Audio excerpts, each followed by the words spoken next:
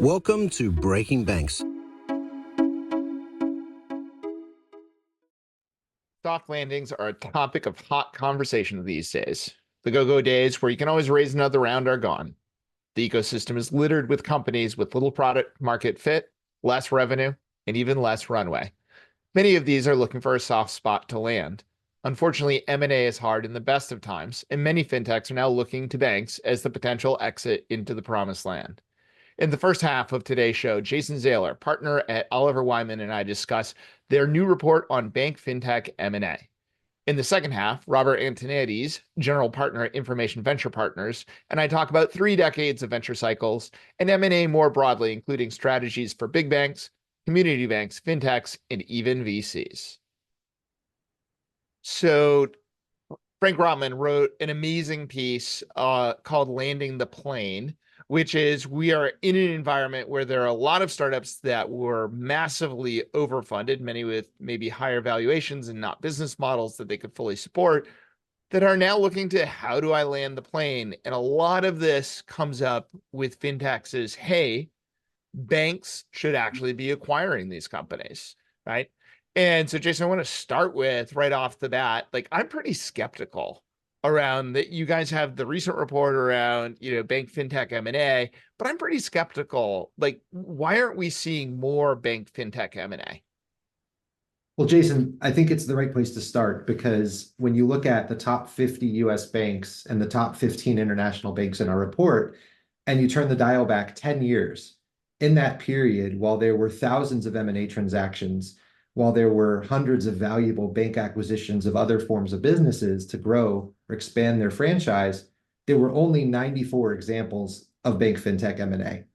And as a potential outcome, there's absolutely a limit to how many fintechs can navigate themselves into the position where an acquisition from a bank is on the table. And more importantly, and without reducing focus, to actually pull it off. There are many conversations at the top of that funnel, and very few deals get closed. There are a contributing number of reasons to this, and you mentioned our recent report that we put out where we spoke with industry experts from VCs, operators, bank corporate development, Wall Street analysts, et cetera. And the top limiting factors to bank fintech M&A don't just revolve around culture, people, and value creation. They don't just revolve around the capabilities needed to integrate and go to market. They revolve a lot around the idea of what's in it for the bank to bring this fintech in the door. Now, that question is underpinned by value, and the valuation of a fintech by the market from the folks on the cap table and investors at a multiple of forward earnings is one number. And the way that banks would see the value to be created by this acquisition and folded into its ongoing operations is a completely different underwriting and value process where the synergies are often misaligned. Well, I want to call that out because 2 of the examples that you called out, I want to say from memory, is Green Sky and Ameritrade as acquisitions. I don't so much think of those as fintech acquisitions. They may be fintechs and tech driven, but those were big businesses, right? That you can actually, to your point of ascribing value, you can actually look at the value that they had and say, oh, this is going to be accretive to us because of, what it contributes, because they are tech driven, have greater profitability.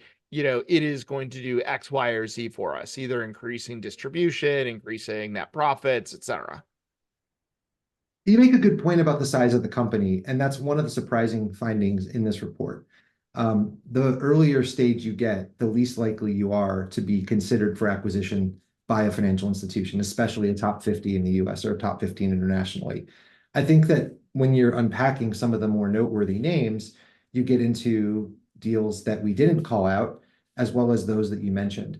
And some of the key themes across those deals revolve around sort of, I'd say, 5 dimensions for banks considering their acquisition. And then those dimensions are underlined by the data. So let me tell you what I mean.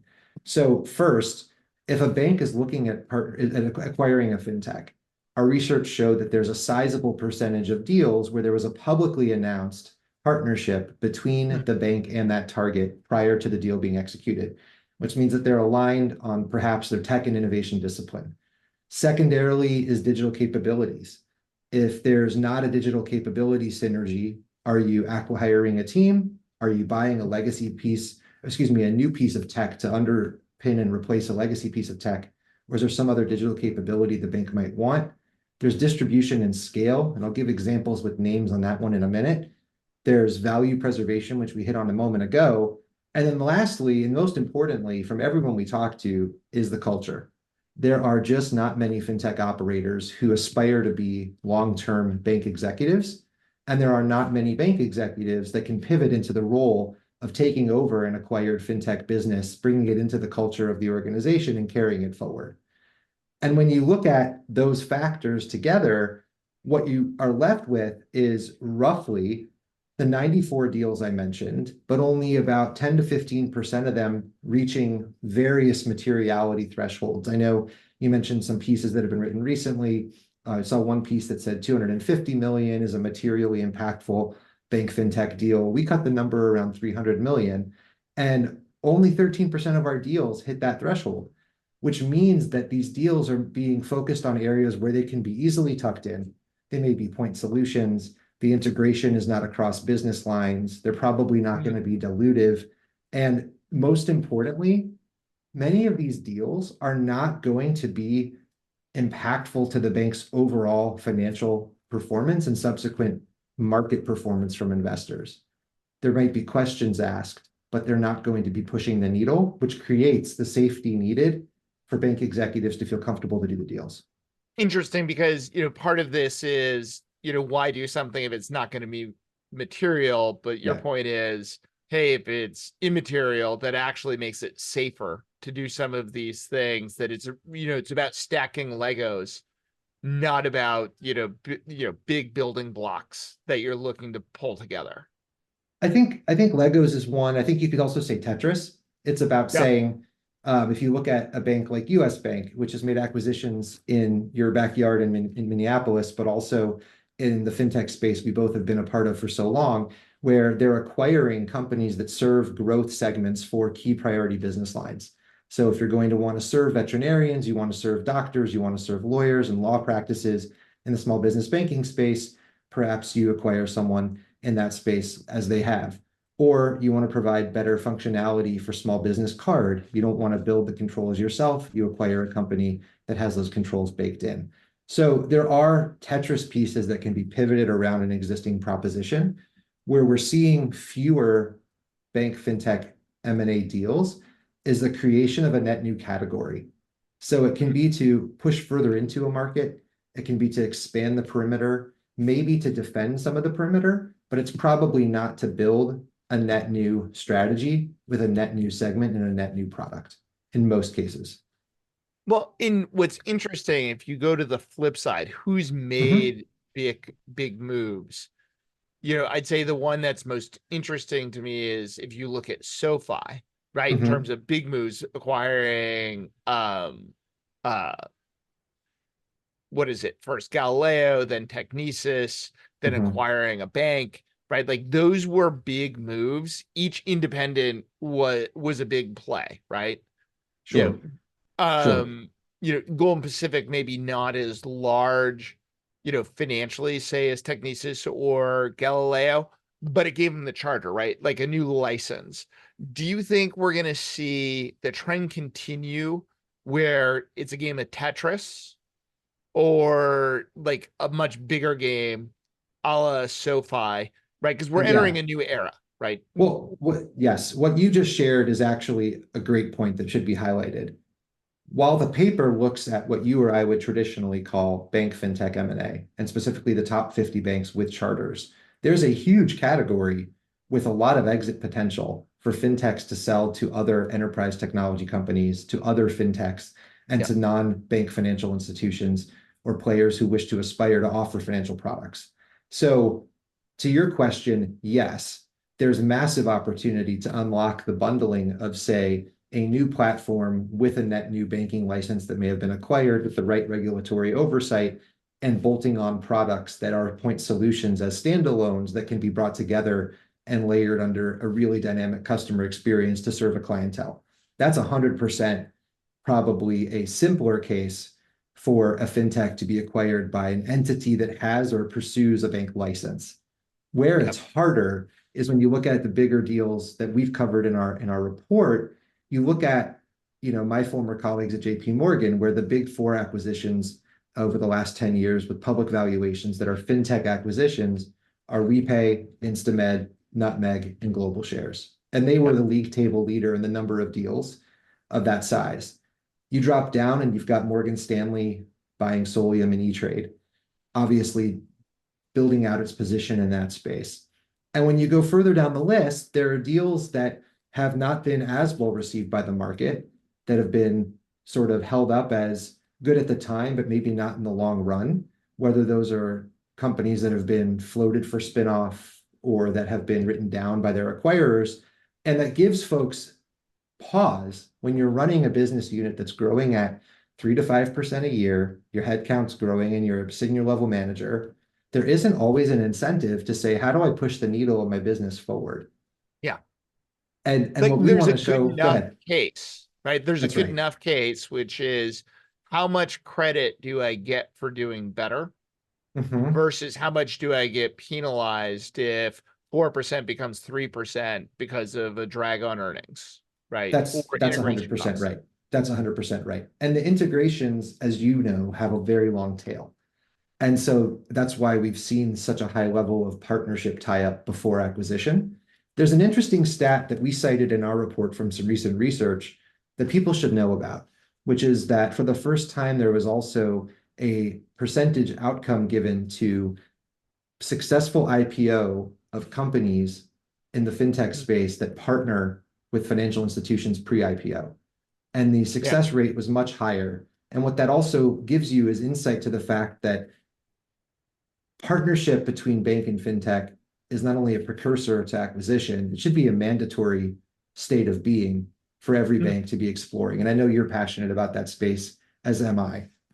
But when the partnership can be quantified to say your chances of an acquisition or an IPO in an environment with valuations down and a lot of Me Too and a lot of froth and a lot of challenge on what the future landscape will look like, man, you've got to go for that.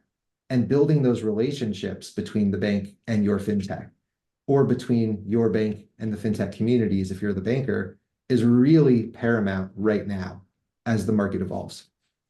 Were there any lessons for the partnerships that became acquisitions that were well received? What made those work the best? And what are the red flags that say this is not going to be well received?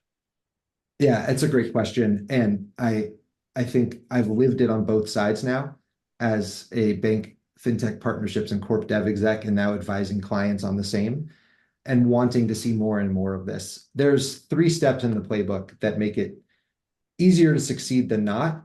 And there are a few other pieces that make it much more difficult. Let's start with what's easy. What's easy is having the right process up front to define what your first move will look like as a partner. All the ugly nuts and bolts, from getting onboarded, passing a security check for cyber, having the diligence done on your platform, assessing whose cloud to play in, all of those pieces, which people gloss over, that's really the first step to make sure that you're going to be able to actually test the product or service that you could offer in partnership with the bank successfully. The second step is when there's a potential for the bank to have a story or a piece of skin in the game that's tied through your outcome. And what I mean is, many banks do strategic investments in some of the partners they work with. If you're an early to mid-stage company, it's not just about value creation through partnership in a rev share model. It should be about, wow, there's a flagship Fortune 100 company that could be helping steer my product development roadmap, that could be offering me an incredible sandbox of dummy data and eventually customer data to test my solutions. They will have an outcome tied to my own if we can create synergy together. So that's the second piece. Well, and And it's one of the yeah, reasons we created the Alloy Labs Alchemist Fund, right? Where yeah, our LPs are all our bank members.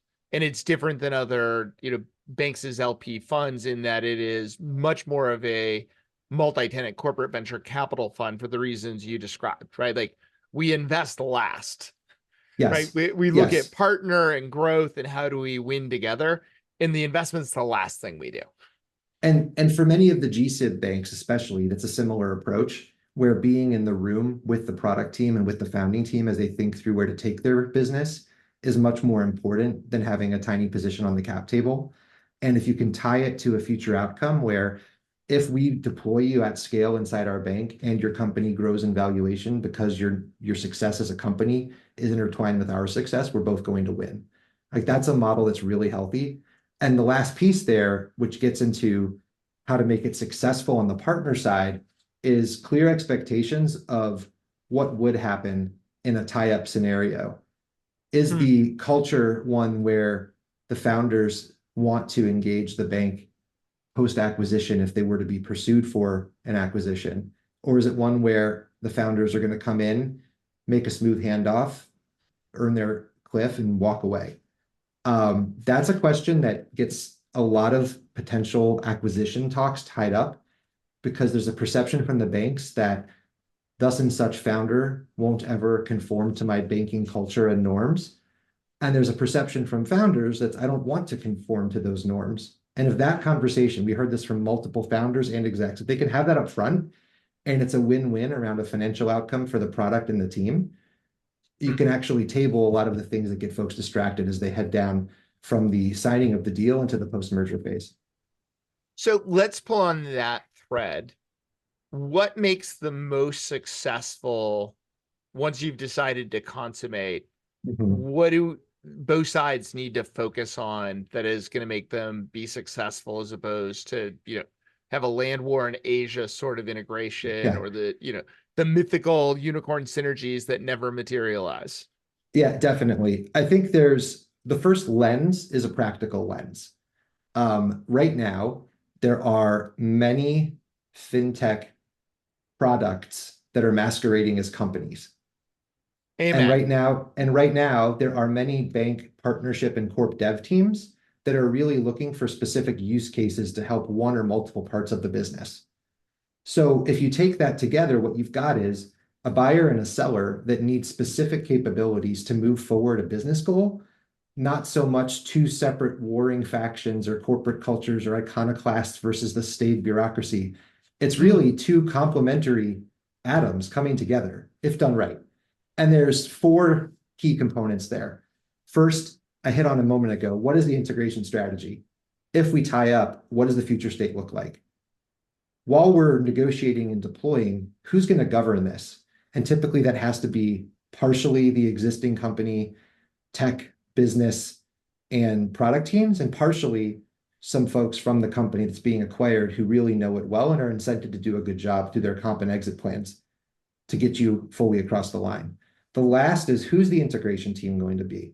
Now, this one's important because I've seen integration teams in my career in industry that were set up for success, and I've seen integration teams that felt like a consolation prize for the executives chosen to run them. That matters. That really matters. And then the last piece is once you've got the strategy, the governance, and the team, what does the roadmap actually look like? At what point do you expect, for example, the founder or execs of the startup, if they want to depart, to do so? If they need to take a step back to do so, how do you communicate that? And how do you try to maintain a way that you keep some of the core team that wants to be in the new firm for a variety of reasons? They could be financial, they could be work-life balance, they could be passion for the product, and also recognize that many people will leave, and that's okay. So for a startup looking to get on this path, what would you recommend in terms of aligning to these values you just described? Right? Like it feels like that is work that needs to be done on the startup side before, somewhere between, thinking about a partnership to an acquisition, but certainly not, hey, we've consummated this. Now let's figure out how it works. Yeah, so I think there's a couple of key levers that you should be monitoring, and it's going to be through different mechanisms. Some teams do it through their C-suite or the founder. Some teams do it through their growth team, or some have strategic partnerships and alliances folks. My guidance is it helps to have an advisor on your board or someone in your executive suite that has worked with large FIs, and in this case, I'll use banks specifically, in the past and knows how they work. It can Okay. really reduce the errors. First, investing in the right capabilities. So are you building a solution that's actually a unique value prop on unique tech, or is it on someone else's rails and could be easily duplicated? You can't have the conversation if it's the latter.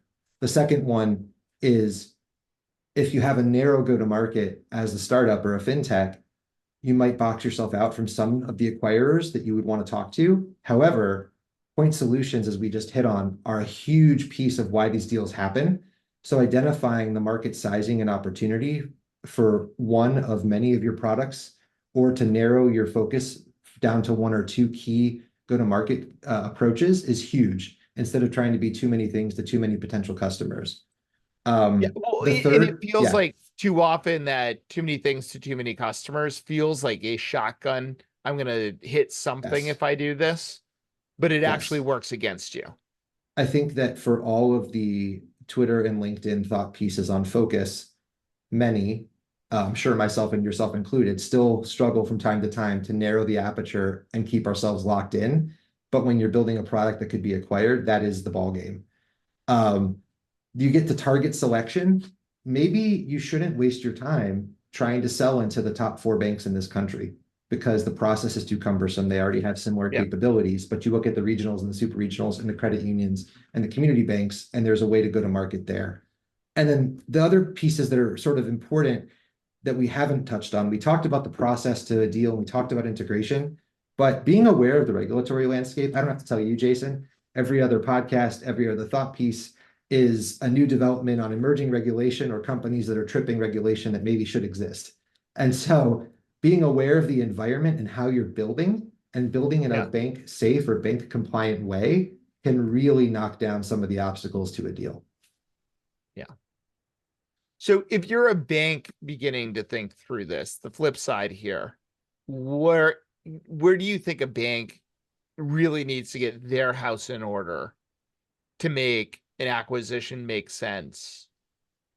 Is there prioritizing your Tetris game? Yeah. So I will speak for a bank that has, let's call it one line of business. Let's say it's a retail bank. And you can extrapolate this out to any bank, to any type.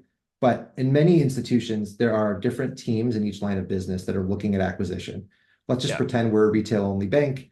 There's a team that's something like partnerships and corporate development.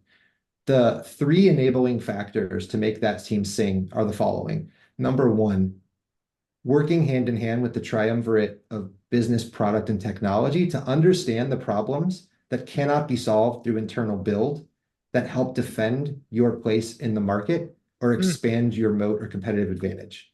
That's number 1. So it's not the shiny object that no one needs. It's an acute problem that you're trying to solve. And then when you understand what those problems are, covering the startups in that space, just like you would an internal stakeholder, meeting the founders, understanding the competencies, exploring how it would fit into your environment. That's first.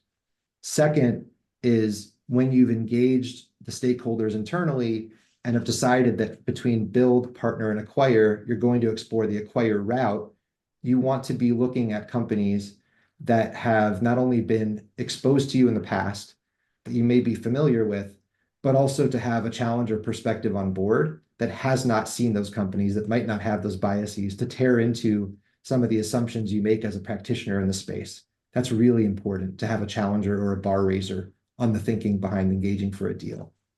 And then the last piece, and it might be the most important, is to recognize that if you start 3 to 5 acquisition conversations, you're not going to close them all. And not closing the acquisition is an okay outcome. If you're a bank executive and you think you need a capability and you kick the tires on 3 similar vendors or startups in that capability, and nothing meets either the price you're willing to pay, the value or synergy you could create, or some other obstacle comes up, do not execute the deal because of FOMO. Don't execute the deal because of any other pressures other than this is the right thing for our group and for our company. And you and I can both point to places where that advice has and has not been followed. More often not to be a pessimist, but you know. Your words, not mine. Oh man. So what is your forecast for upcoming? We know a lot of these fintechs are looking for soft landings, air quotes on soft landings, Yeah. right? We're hearing it all the time.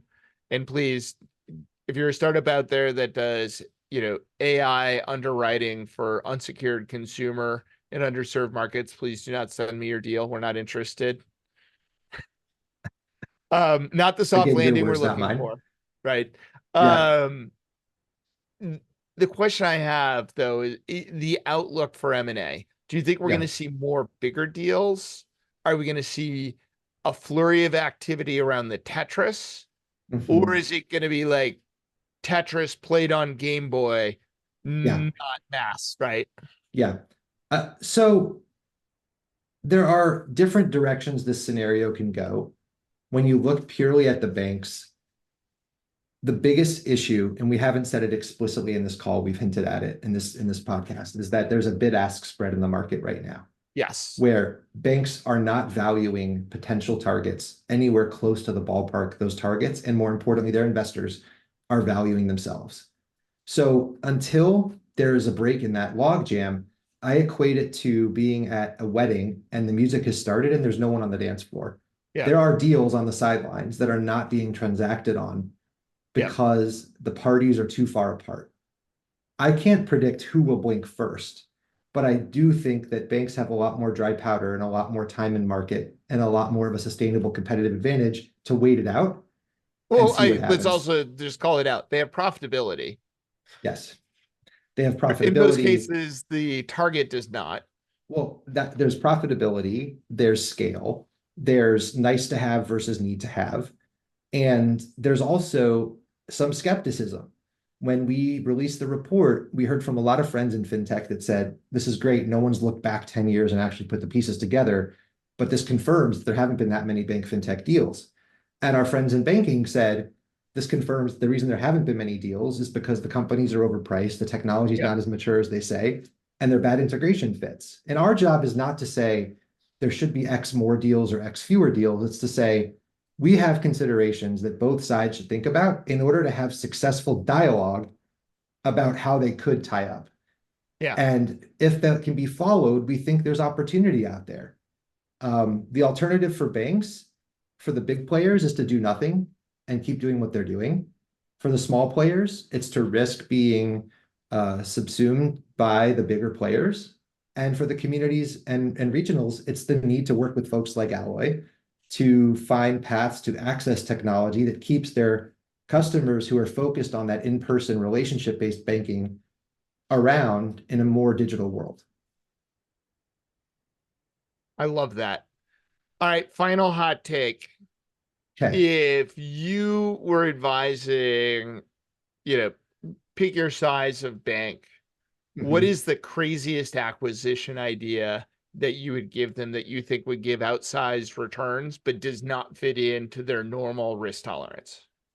Well, I think you've seen a couple that wouldn't be traditional bank acquisition deals in the last few years. You've had big banks buying travel platforms, and you've had smaller players trying to buy shopping platforms.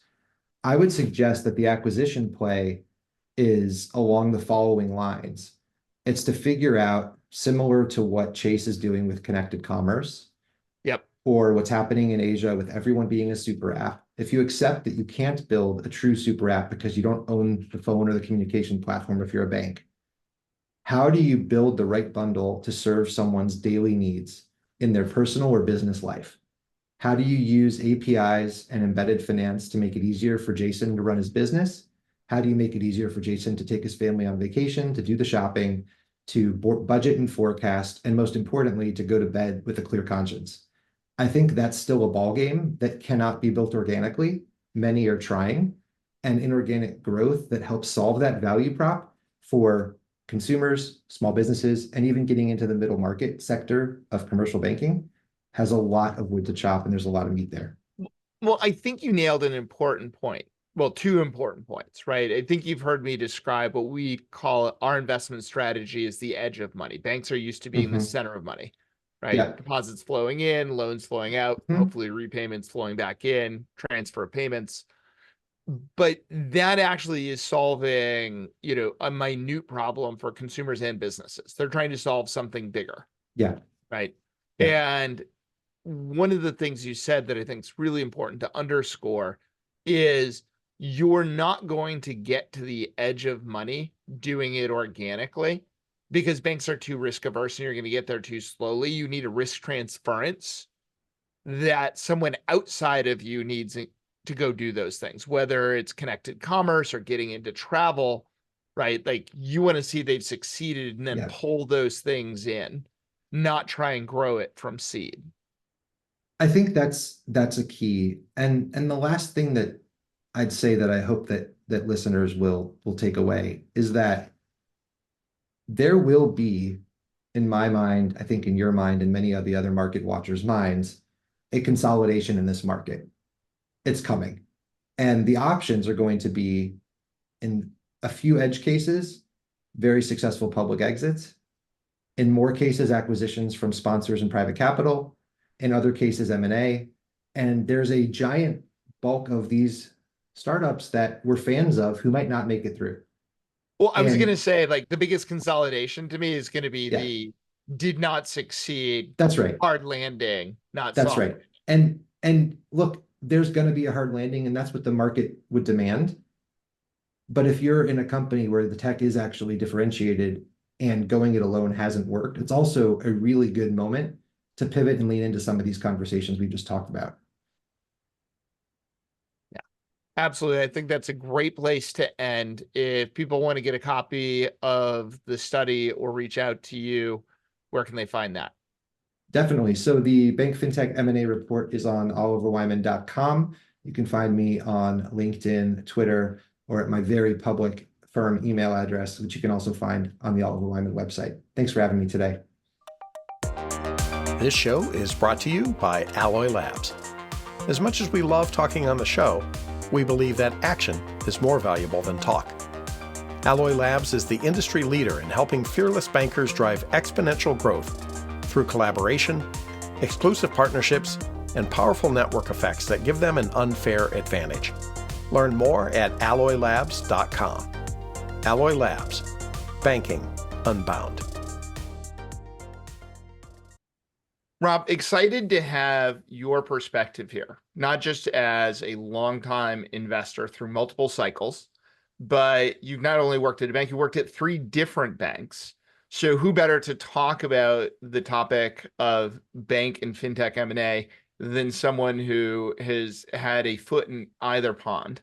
Now, I'm curious when we start, and as you and I were brainstorming this, and we raised the question, should banks be looking to acquire fintechs? And you posed the question, do you mean now or in the broader context? I'm curious, like, do you have a different answer about, like, at this moment in time, that I think we can characterize as, there's a lot of overfunded fintechs looking for soft landings. Should banks take advantage of that? And if so, why? Or, broadly, should they be looking at acquiring fintechs?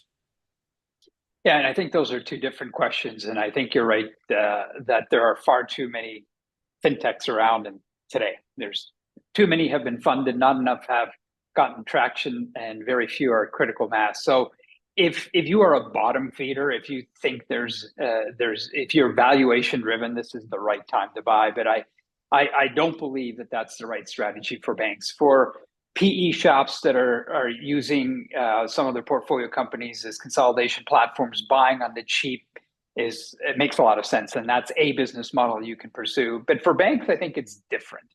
I think banks have to be driven by strategy. Banks have to be driven by effectively return on capital, return on equity for their shareholders. And so while the cheap valuations part of that actually makes sense, I don't think the strategic element makes a lot of sense. What should banks buy? Well, from my perspective, banks operate on costs. The lowest cost bank in the long run will win. frankly, banks will beat fintechs in the long run because they have lower cost base. And that's why you see some fintechs actually acquiring banks, because they can access deposits and get lower cost of capital.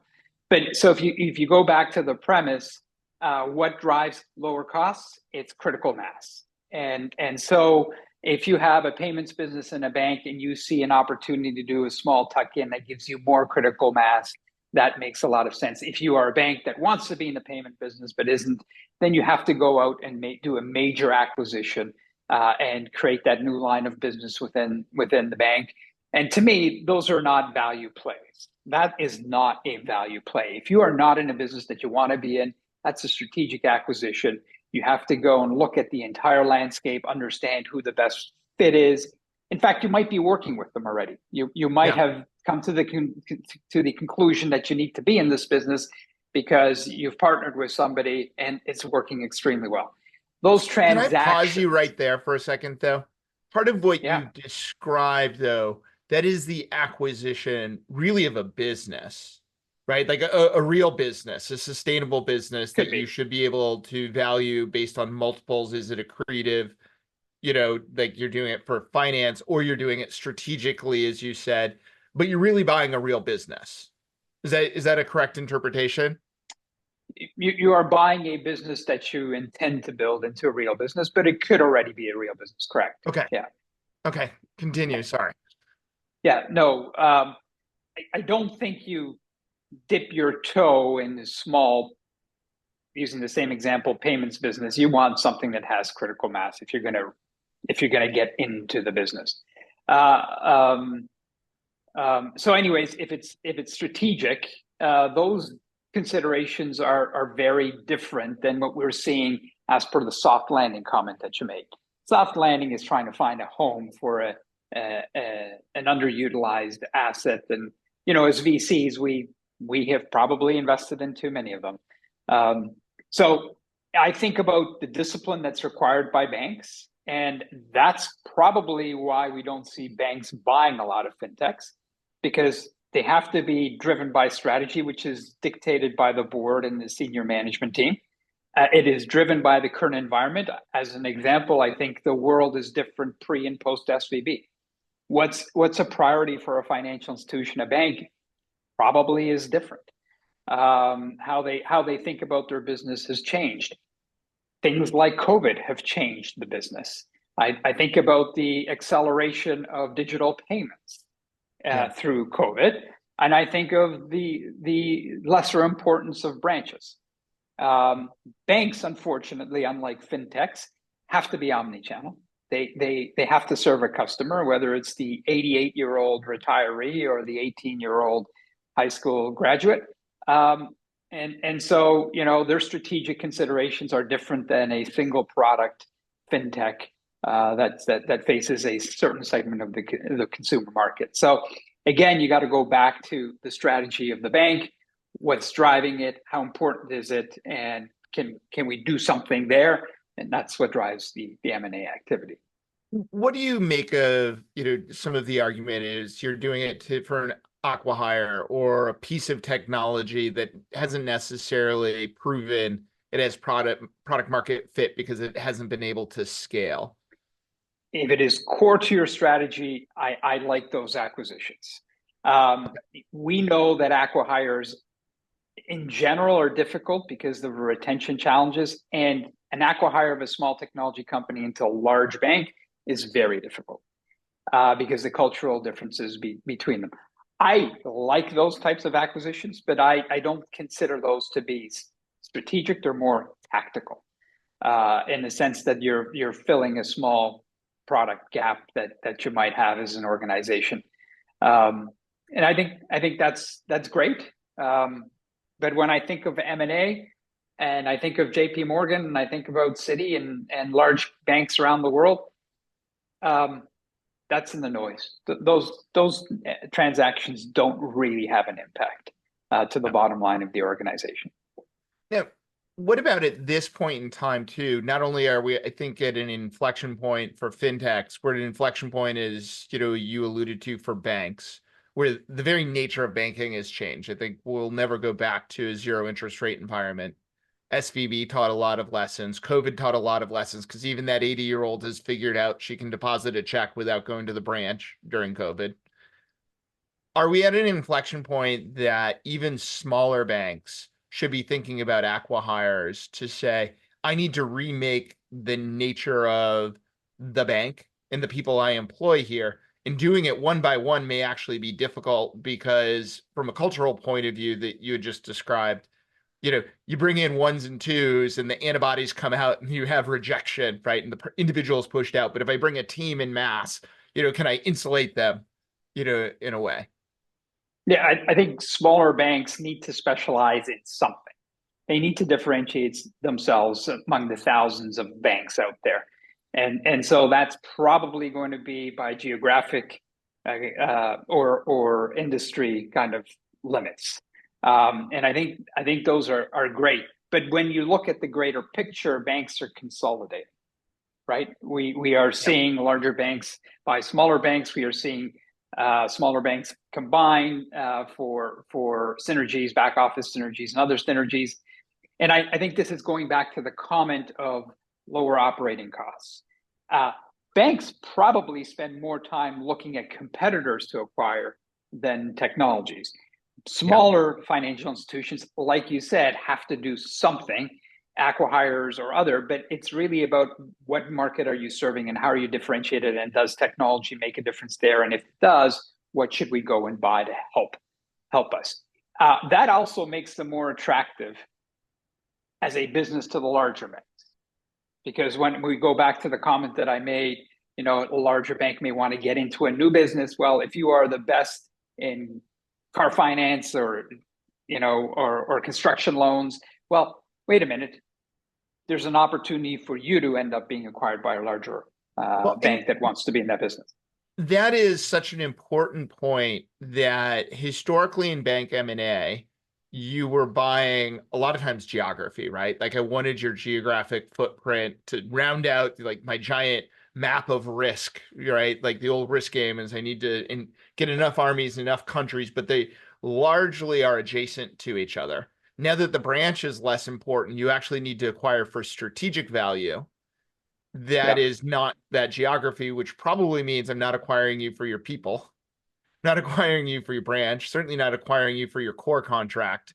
So you have to have some other strategic value. I'd love to hear you riff some more on that idea of like these things of value that smaller banks could go build. Yeah, it comes back to, I think, differentiation. I don't say, I wouldn't dismiss geography. I just wouldn't. I think that's still an important element.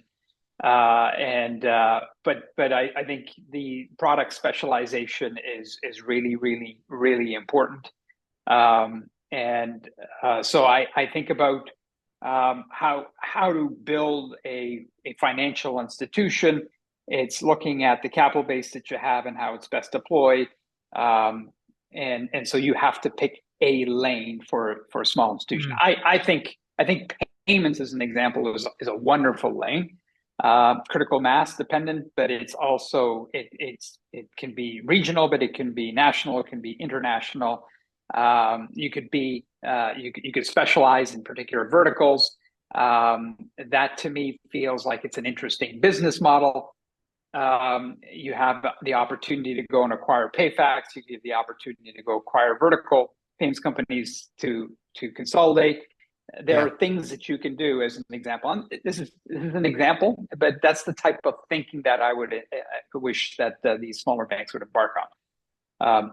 Look at where you are, how you need to be different to survive, and at the end of the day, everybody has to have an exit plan. Yes. And so, what are you building that is desirable by somebody else? I mean, if you're looking at the bulge bracket banks, the large banks, they're fighting on 100 fronts. They've got hundreds of products. Yep. And for them, it's a different decision. But for a smaller financial institution, you cannot compete on all 100 fronts. You will never have enough FX volume to be a player in that business. Never. So you might as well use third parties, use technology, see that to the aggregators and just do something that is different that you can excel at. Well, when I worked for Michael Porter, he made a big point within strategy that it's not about what you choose to do, it's what you choose not to do. That becomes important. I think that's one element you're really highlighting is you need to go do something different, and you need to quit doing a bunch of these other things that you're going to be doing subscale and less well. How do you get boards that have traditionally thought themselves as miniature versions of these larger players through something like that? Always bring in talent that challenges the norm. It's all about board composition, from my perspective. A regional bank, a community bank, needs not to establish these boards with people only from the community, because you get that narrow-mindedness, and that sounds worse than I really mean it to be. But you need to have external kind of challengers on the board. It's the role that independents play. We got to challenge ourselves, and strategic thinking is part of that. This is an interesting angle. Should bank boards be considering adding fintech players to their boards of directors, bringing some of that technological and product expertise? I think bank boards should think about having technology leaders on their boards. Those can be from fintech, absolutely. I think that's one way of doing it. But I think there's a broader. Banks aren't bricks and mortar anymore; they're bytes. They're ones and zeros. Yep. And so we have to have technology expertise. Part of that is on the product front from fintechs, but part of that is cybersecurity. Part of that is privacy. Part of that is infrastructure. So I think banks need to develop that expertise. No different than we have comp committees and audit committees. We should have technology committees and security committees. Best practices would suggest that you have expertise in all those areas. Now, a small financial institution cannot do all of that, so it has to pick and choose. But my point is, don't staff your entire board with people who are representative of the community that you operate in, because that's the kind of thinking you'll get.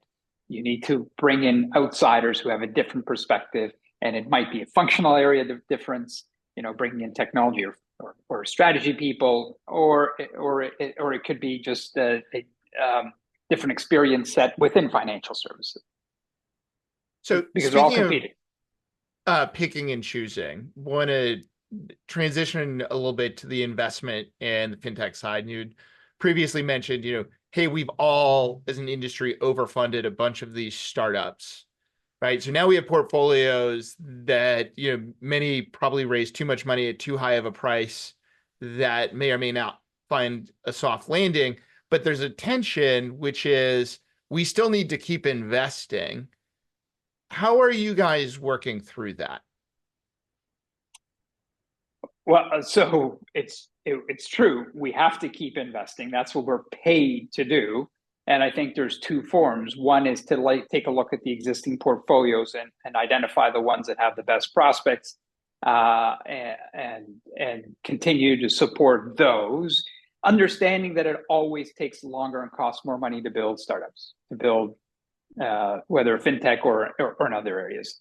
And the second is to look for new and interesting ideas that support the investment thesis that you have as a fund. But I don't think, and we've never practiced this, there's a rush to invest. Our funds, we do 10, 12 deals per fund. It's very anti-typical VC. I mean, it's not 40, 50 spray and pray. It's 10 concentrated bets, high conviction bets. So for us, it's never been about volume, but for the industry, many times it has been about volume, and now they need to cull. For the startups in the portfolio, the existing portfolio, what advice do you give them in the current market?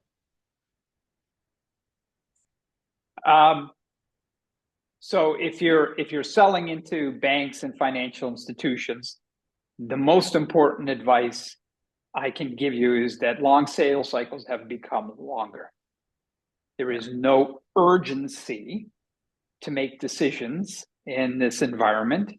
The banks are at a bit of an advantage here. The fintech community had a lot of momentum. Things have changed, things have slowed down, and so the banks can take their time, but they also need to kind of reestablish what their North Star is, and so we need to understand what their priorities are. If you do not believe that the customers you are selling to prioritize your product, service, or solution, we need to pivot. If this is a priority, then you need to understand over what time frame, who owns the budget, why they're making this decision, and make sure that you have enough runway to go and prove that you can get to the next milestones. But going back to my opening statement, it's taking a lot longer to sell into banks than it has. And look, I'm not blaming banks. If you look at the mass layoffs that have happened, if you look at the reorgs that these financial institutions have gone through, everybody's trying to figure out who's doing what. That is a natural a break in the sales process. The champion that you had today or yesterday may not be the champion you have today. You have to re-educate that new champion. It takes a lot longer. So one of the partnerships we're doing between Alloy Labs and a major fintech, we are on our 11th executive sponsor. Oh, 11. Taking it to new levels, Rob, new levels. Yeah, and our members, one of them told me, it's like, I can't decide if, Jason, you're too stupid to quit or that determined.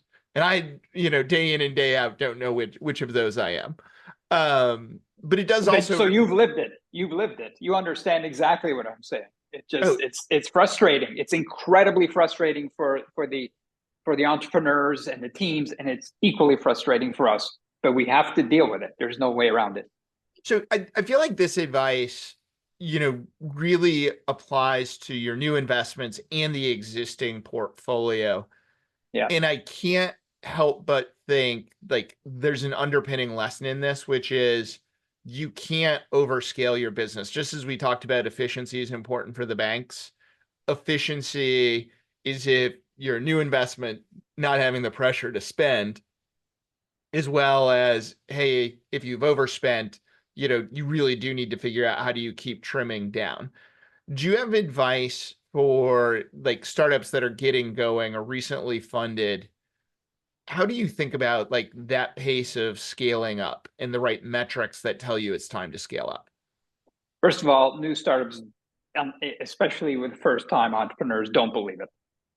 They don't believe that this is an issue. They think they can just walk in and sell, and so that's the first thing I would say is listen. But once you're in business, it's really about understanding the metrics of selling, and by that I mean understanding your sales cycles, duration of sales cycles, duration in each segment of the sales cycle. What's your min, your mean, your max?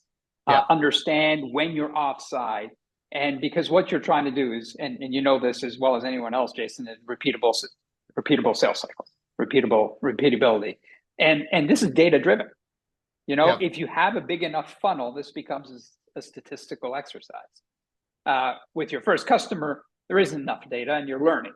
But still measure everything you possibly can from the very first day and from your very first sales opportunity. Because that's the data that's going to inform you when you've achieved the maturity in the sales process that you need to scale. And so I caution people not to scale ahead of time. Spending without understanding is certainly not advised and not prudent.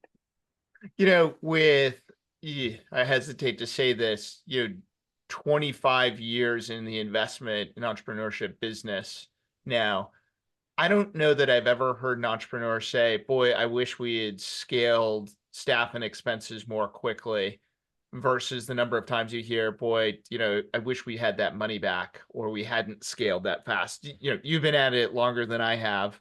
Would you say that's true? I think that's true in at least 99.9% of the cases. Yeah, that is absolutely true. There's always an exception to prove the rule, but no, you're absolutely right. And by the way, that's true of us as well. We also as VCs make that same mistake. We don't change out people. We don't make decisions on the business fast enough. And even though we know, and part of it is because it's a negotiation with the entrepreneur. Yep. They need to we need to be on see it the same way at the same time. So if we see something and they don't see it, it doesn't help. You know, we can dictate things, but that doesn't feel right. At least the way we approach things, we want these to be decisions that everybody agrees to and that they understand why they're doing it. All right, last question, a bit of a hot button as we think about the current market. AI, overhyped, already a bubble? Overhyped, already a bubble, but a real business opportunity. So within the universe of AI companies, we have too many, but there's going to be some real winners. AI will inform and change the way organizations, including banks, do business.